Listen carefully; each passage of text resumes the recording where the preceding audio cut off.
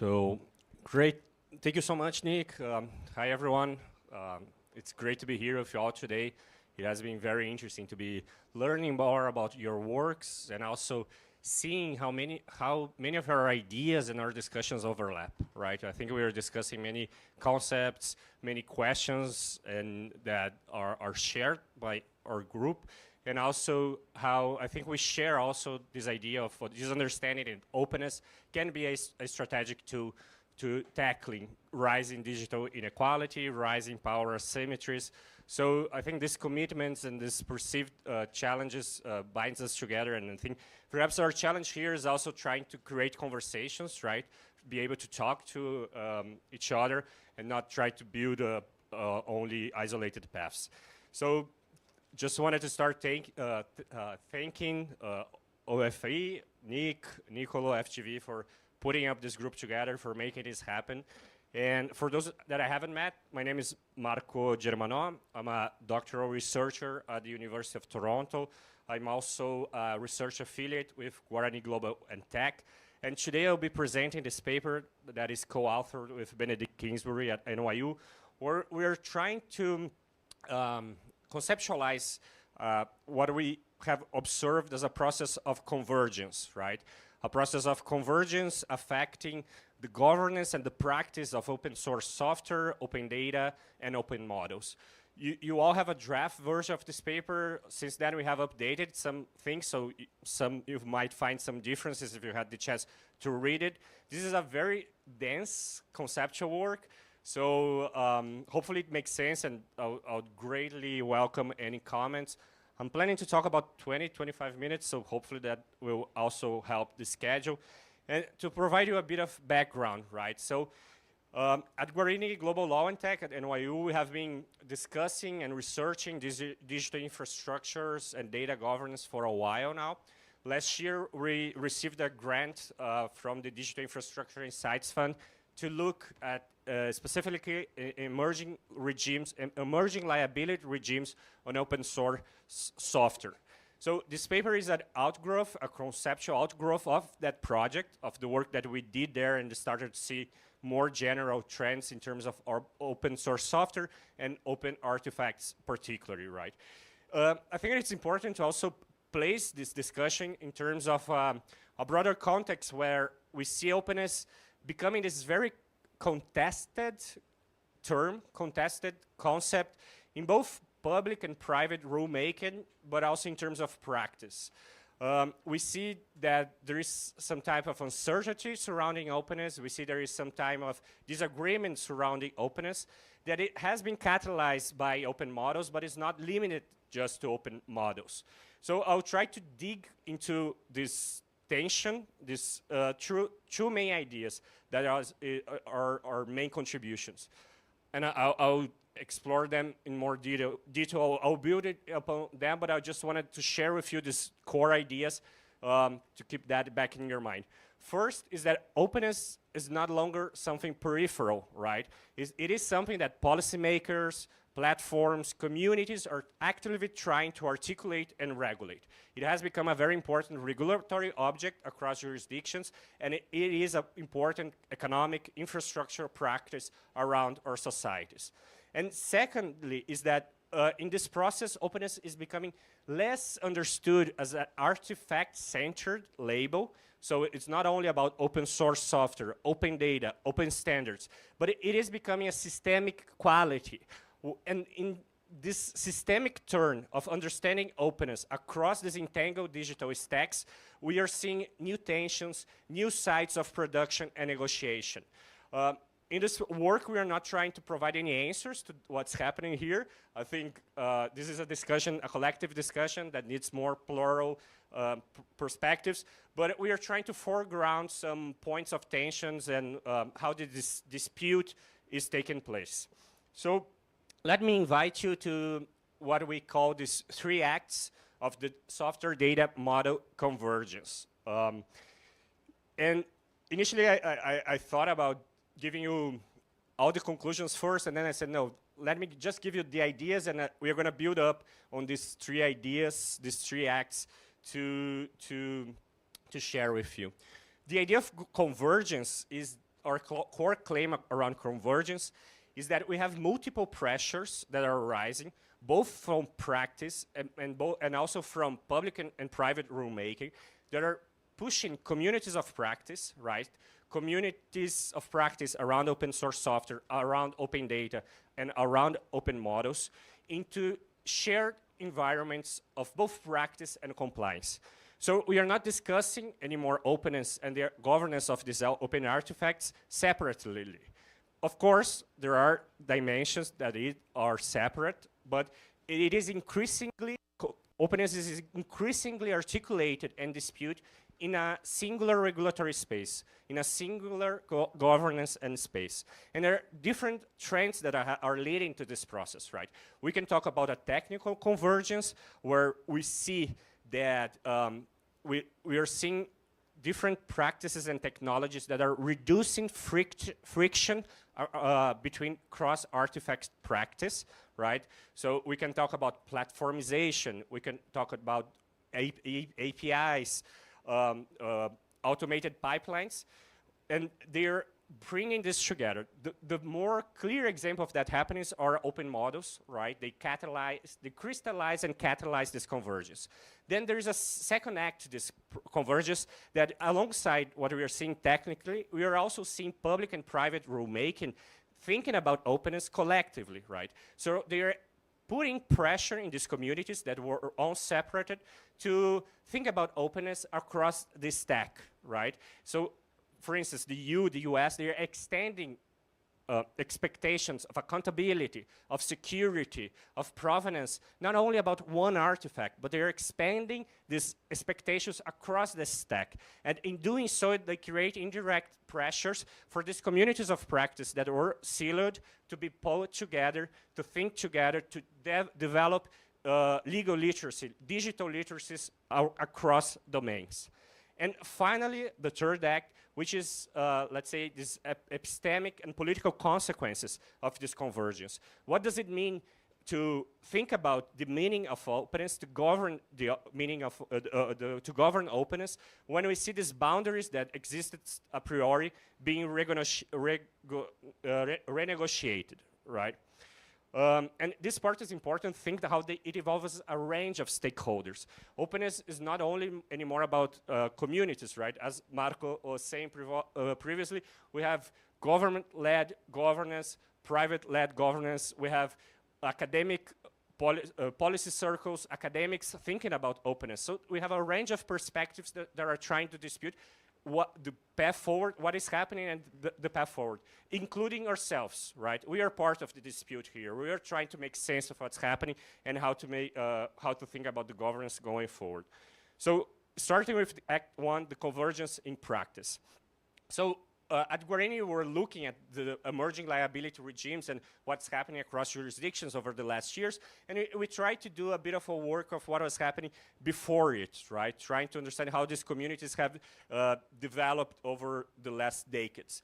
And an observation that we found is that while open artifacts share this idea of increased accessibility, right? Shared an aspiration of making collaboration more easy about peers. These communities around artifacts, around software, around data, hardware standards, they developed in different paths, right? Each of them have developed their own vocabularies, their own organizational forms, their own norms, right? For instance, open source software talks a lot about authorship, right? License, collaborative production. But if you think about open data, there are other priorities being articulated around open data, such as the access to public information. When we talk about standards, we are talking about interrelated, right? So although these communities share this signifier of open and this idea of making facilitate collaboration, they have different institutional priorities, right? They have different vocabularies, they have different norms. And essentially they have been developed around different communities of practice. This is a concept that we use a lot and we build of NTN Wenger's definition, that we are thinking about groups that shared common repertoires and ongoing mutual engagement that teach other members of these communities how to act, what is important, how to collaborate, how to understand what's happening, how to understand openness, right? So in each of them, we had different communities of practice that often overlapped, it is true, like they communicate among themselves, but at the same time, they have distinct development paths. So going forward, we started to see across jurisdictions that the discussion about openness, especially catalyzed around open models, triggers different artifacts at the same time. And this is a regulatory process, but it is also a technical process. And we then identify some of these drivers that bring this core, let's say, that are facilitating practice, collective practice around this process of convergence. And here I highlight a few of formization, where you have now hosting platforms that integrate your workflows of software, data, models. We have a single space of governance, right? We have a single space of practice. If we think about automated pipelines, right, that brings together software, data, and models together. If we think about the dissemination of APIs, these are not new processes, right? APIs have existed for a while now, but we see how it has become the norm, right? It is easier to articulate different artifacts together. There is less cross-artifact friction in the practice of software, of data, and open models. And we can think about also cross-artifact standards that are emerging that create metadata conventions that allows these artifacts to be interpreted with minimal friction. The clearest illustration of this is open models, right? And open models brings a lot of tensions to the discussion we're having. And we see open models as a crystallization, a catalyst of this convergence that we're talking about, right? I think other presentations touched upon this, how open models are not monolithic artifacts, right? This is becoming increasingly talked among our peers, right? That we need to think about open models as a composite system that brings different elements to it, right? From modelways, training code, to human labor as well. And this composite nature, it is converging these different areas towards a shared space of practice, right?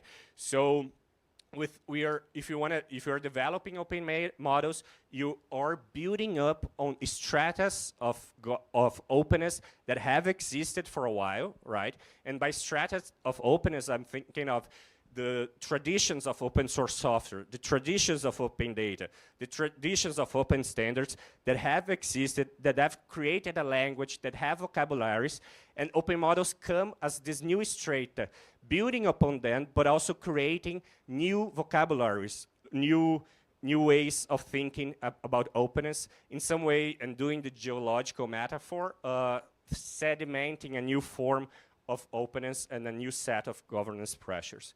So in the paper, we argue that open models have to, we have to put attention to what open models mean in this process of convergence, right? Because it's, particularly when we discuss open models, it's not the same to discuss open models and discuss open source software, right? It's not the same to discuss open data. The tensions are different, right? The discussion, what is open in each of them is completely different. And here we bring three tensions that seem important. One is the infrastructure condition, right? Infrastructure asymmetry of open models. Perhaps in open source software and open data, we were focused on certain technical affordances and legal licensing, but in models you have to think dramatically about infrastructure, right? Who has the capabilities to train models and also to offer inference, right? And when you think about this infrastructure asymmetry, you're thinking, for instance, that even open models that are made available later on, some architecture design choices that are doing the training cannot be undone. So the training itself can be something that limits participation and structure design choices within the training, even if the model later is made open. So you see already there are tensions, different tensions emerging that are not easily overcome. Then there's the epistemic dispute that I'm going to go back to it at the end of this presentation. That is, well, if we are not sure about what is open in open models, maybe we need to pay attention who is trying to define open in this discussion, what are the incentives, or what is the dispute here, and finally to think about especially automation, right? This has emerged as well in some of our conversations, but how these cultures of automation, and I'm thinking about assisted coding, how agentic AI, these are developing new practices that not necessarily map onto the community norms that have driven open communities, right? If you think about open source software that has developed around ideas of authorship or in terms, or peer review, right? Open source software has had a lot of, it is built on this idea of, a sort of a slow knowledge. So you have peer review, you have forum discussion. Now these ideas of automation are completely changing that. And these are going to bring new tensions, pressures around open communities. So let's think about now the convergence in compliance, right? What do I mean by that? So as I said, at Guarini, with the DIIF funding, we were looking about these emerging liability regimes across jurisdictions, and we started noticing how beyond just liability regimes, we see extended expectations across open source software. Target to, our insight was that there were some expectations that were targeted at open source software, but indirectly impacted other open artifacts, right? So it is not to say that the open artifacts were not governed by regulation, by public rulemaking, but in the last years, open source software and open artifacts have become this key regulatory object, right? Regulation is now interested in governing it. And in this way, it is it's not anymore about promoting open source, in leveraging open source for innovation, for developing, but also securing open source, right?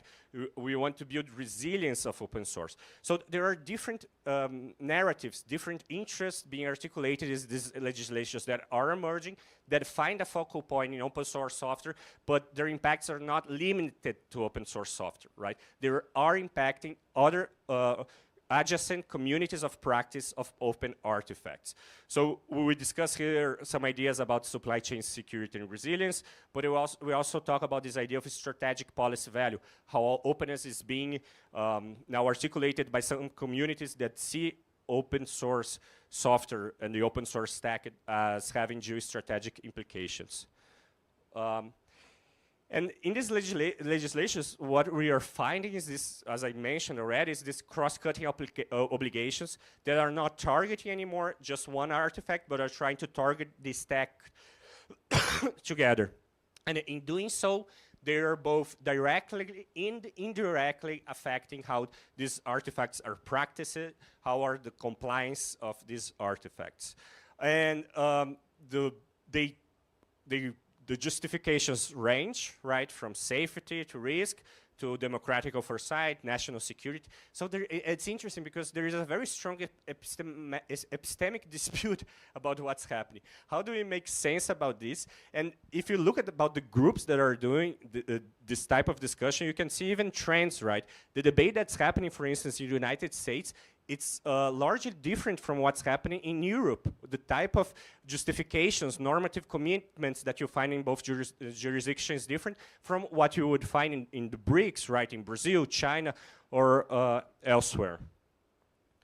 And as I said, and these are some examples of the studies that we did, right? And for instance, in the United States, we see this articulation around geostrategic value with the America's AI Action Plan. We see a lot of security and resilience with the CRA, the INC cybersecurity framework trying to bring security across the stack.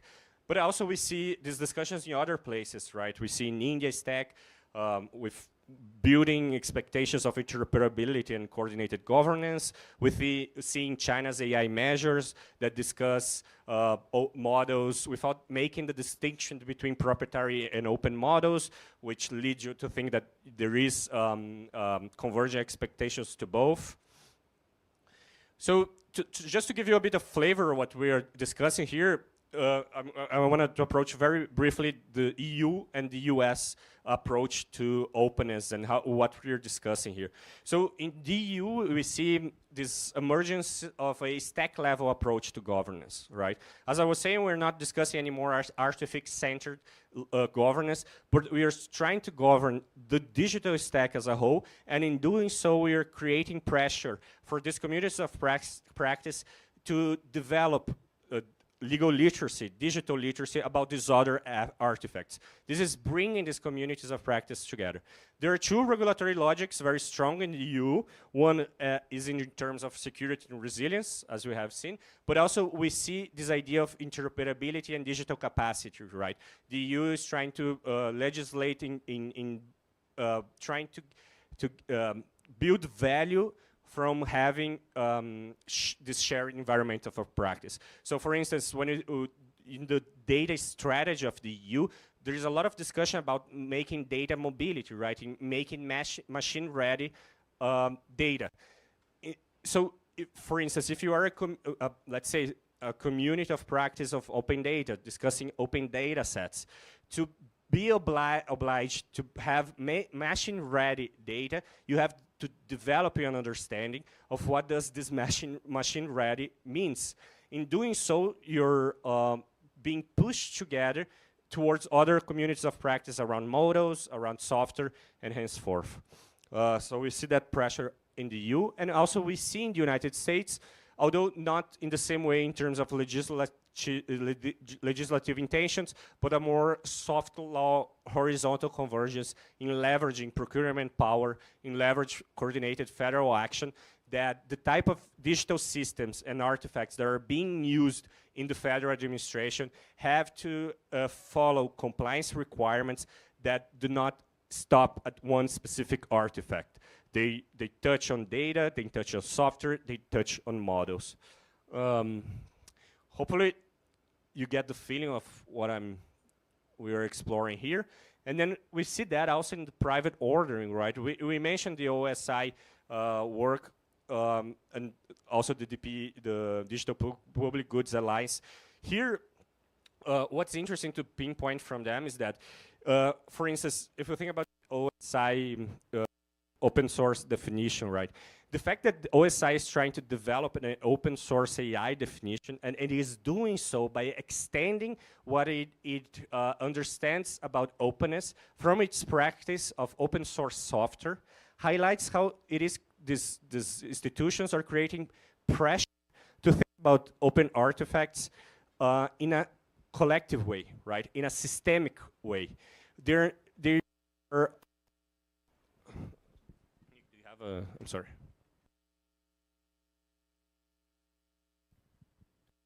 So that touches upon that idea that I was discussing. Oh, no.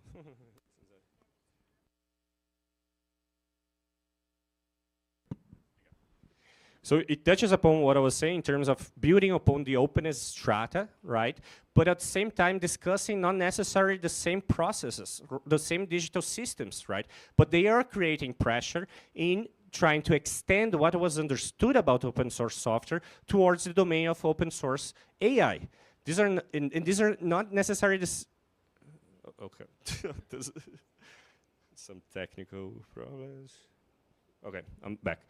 And we see that also with the Digital Public Goods Alliance, where they're defining digital public goods as this combination of open artifacts that we can say share an aspiration of collaboration, but are not necessarily open in the same way. But we are discussing them as digital public goods and bringing them in the same sphere of governance, right? In the same space of regulatory governance. And also we see that with international organizations. Recently, the World Bank have shared their strategy for digital goods, digital public goods, and they combine open source software, open data, and open models in the same space of promotion.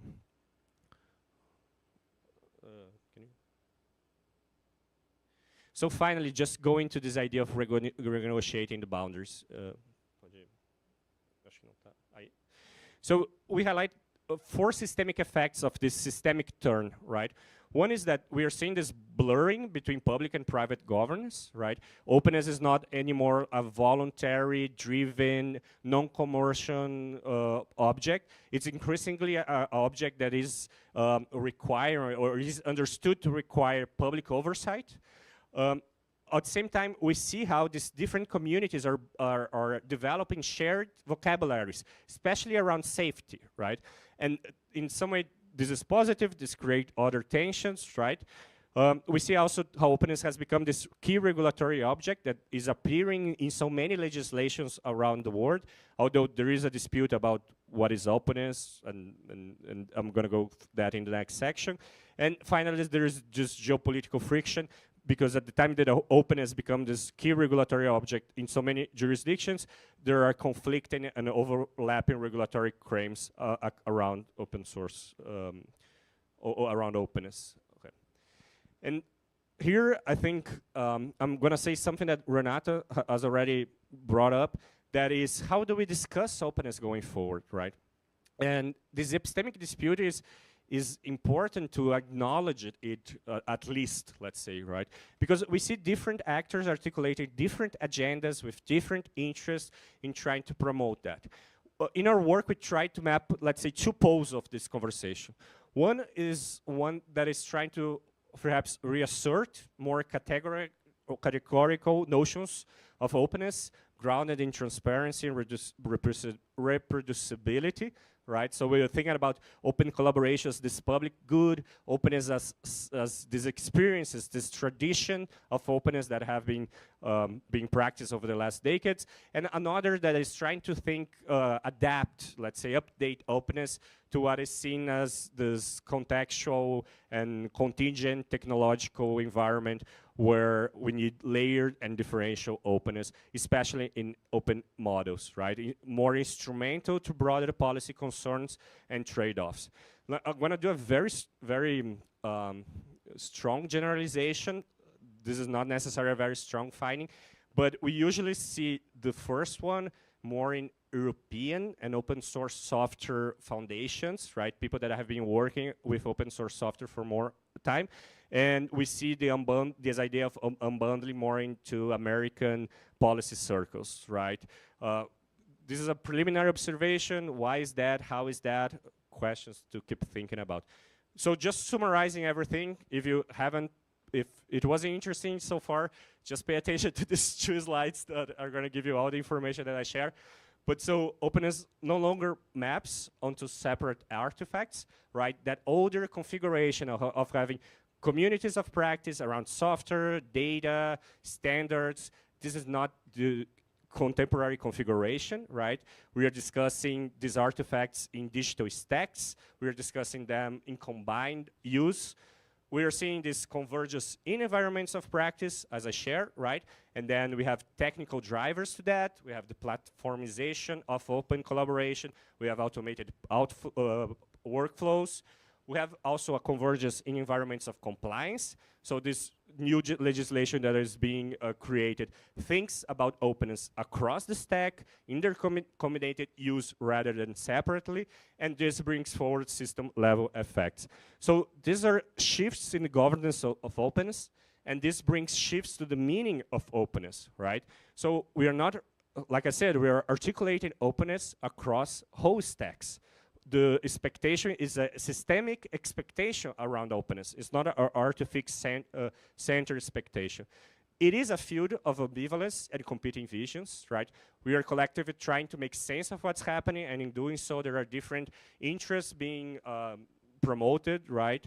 And finally, we see a friction. When you bring these different communities together, bringing their own understandings of what's openness, bringing their own understandings of their own practices, you create friction.